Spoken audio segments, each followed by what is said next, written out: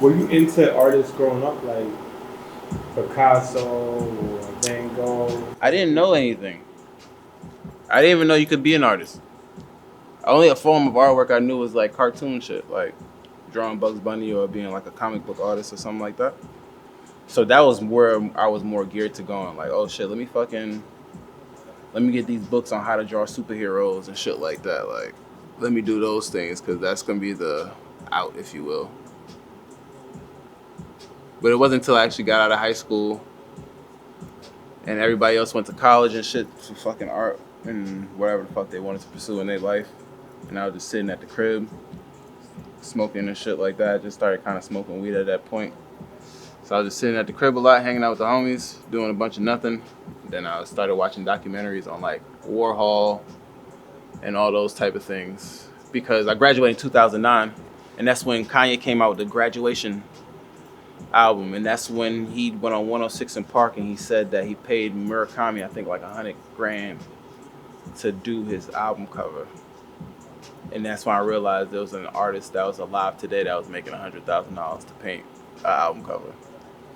And I was like, oh shit, like there's niggas that's out here really just painting things and making money like that. And I did my research on him, which led me to a bunch of other like Japanese artists, which led me into like doing research on Warhol and watching Basquiat documentaries and learning about fucking Keith Haring and Kenny Sharp and like Shepard Fairey and like the nigga that was, you know, the Obey nigga and all that other type of shit that was still going on and like active in the art world cause.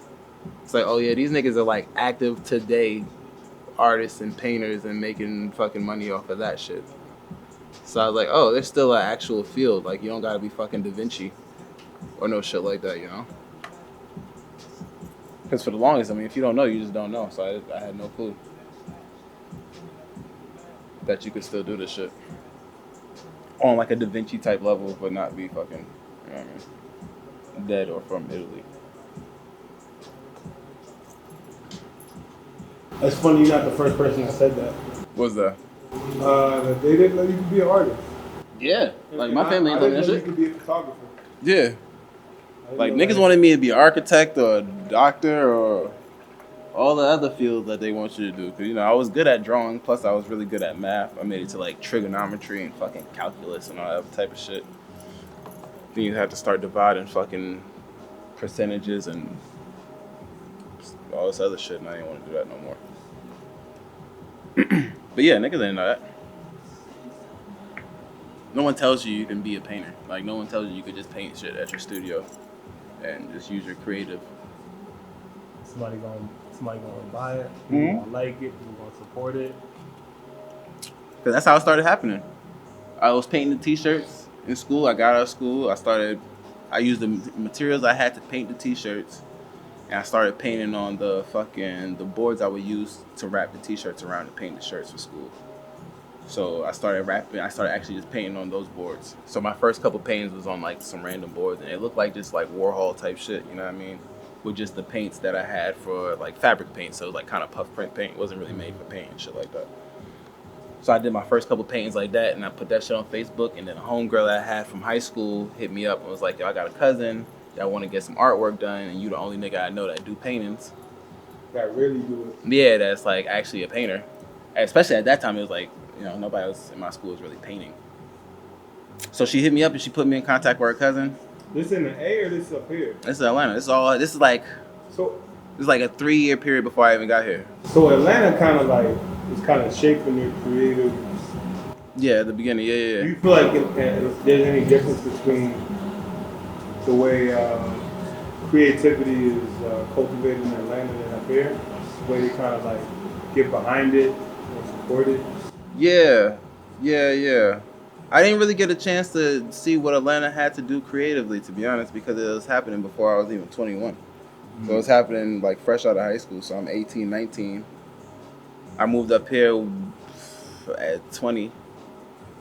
So I wasn't even really able to be involved in too much. Like I seen what was going on in Atlanta, being in, like Edgewood. There was a store called like SBI, surrounded by idiots.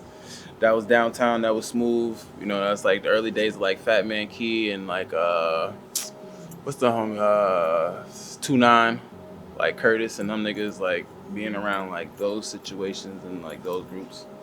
and seeing what those people had going on. So that was like the early idea of what it was to like do some artist type shit in Atlanta. So you feel like you're from Atlanta, or you feel like you're from Brooklyn? I always felt like I was from Brooklyn.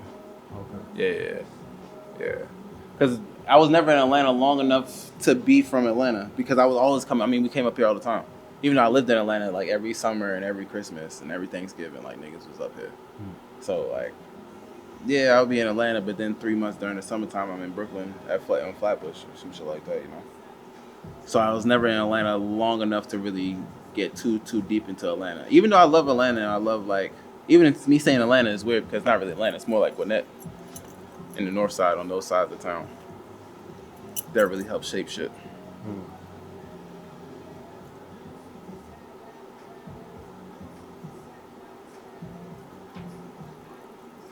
I shop so much I can speak Italian.